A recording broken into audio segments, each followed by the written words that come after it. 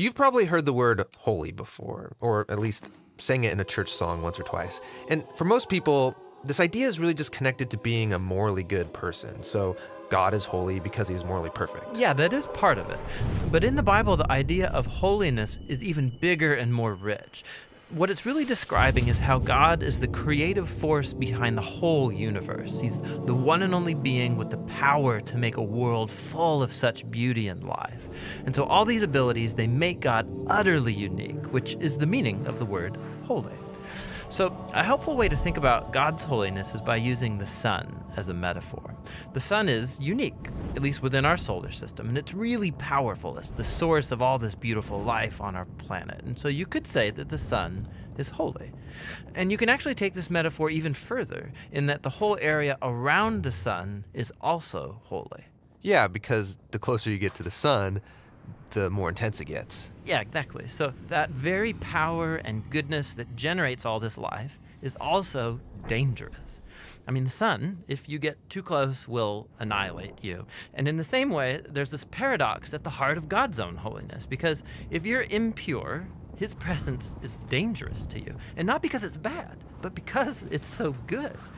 And so the first time we see this paradox of God's holiness, it's in the story of Moses and the burning bush. So God tells Moses to take off his sandals because he's standing on holy ground. And Moses covers his face in fear, and God says, hey, don't come any closer. It's intense. It's actually that intensity of God's holiness that's explored even more in the stories about Israel's temple, which was the main place where God's holy presence was located. And at the center of the temple was this room called the Most Holy Place, this the hot spot of God's presence. And whether you're an Israelite living in the land around the temple or a priest working right in the temple, you're in proximity to God's holy presence, which is dangerous. Yeah, this is a problem. So how's it supposed to work? Well, in the Bible, the solution is that you need to become pure. So like being morally pure. Yeah, and that's easy enough to understand. But the Bible spends a lot of time talking about another kind of purity, being ritually pure, which is a state where you separate yourself from anything related to death, like touching things like diseased skin or dead bodies or even certain bodily fluids. All these make you impure. And becoming ritually impure isn't necessarily sinful. What's wrong is waltzing into God's presence when you're in an impure state. And so that's why God gave the Israelites very clear instructions for knowing when they were impure, steps to become pure, so that they could go into the temple again. So that's what the book of Leviticus is about. Right.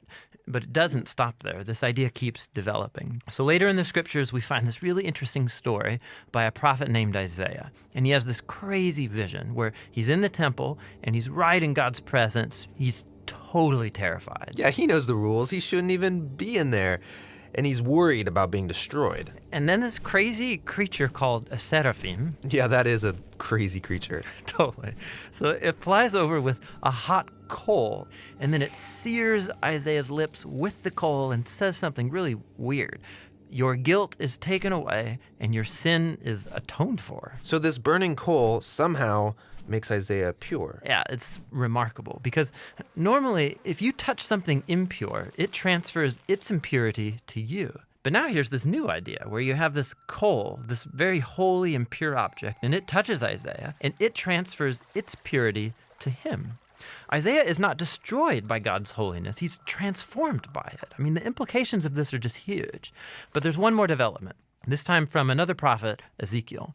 And he has this vision where he's standing at the temple and he sees water trickling out from it. And then that water turns into a stream, and then it grows into a deep river that starts flowing through the desert, leaving this trail of green trees behind it. And then it flows into the Dead Sea, making everything fresh and alive. So instead of becoming pure first and then going into the temple, here God's holiness comes out from the temple, making things pure and bringing them to life. What does it all mean? So we don't know until we meet this man, Jesus. And he claims that he's fulfilling all of these ancient visions, but in surprising new ways. So Jesus, he went around touching people who are impure, people with skin diseases, a woman with chronic bleeding, or dead people.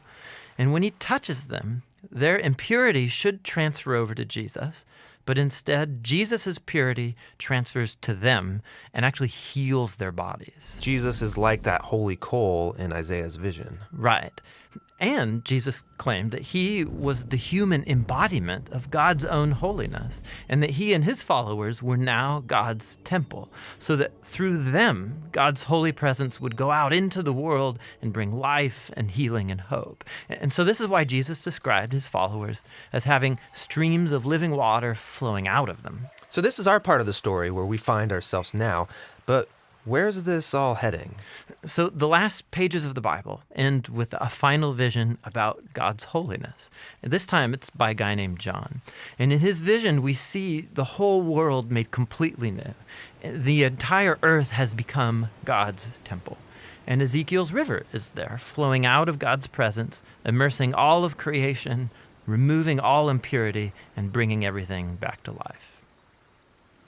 We believe the Bible is one complete narrative, so we're making these videos to trace a theme that goes from the beginning to the end of Scripture.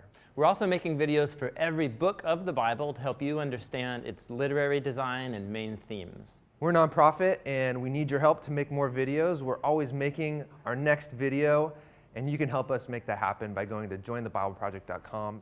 You can download high-resolution versions of these videos that don't have this little outro right here. You can play them at your church or small group or whatever. You can get study guides, all kinds of resources, all for free at jointhebibleproject.com.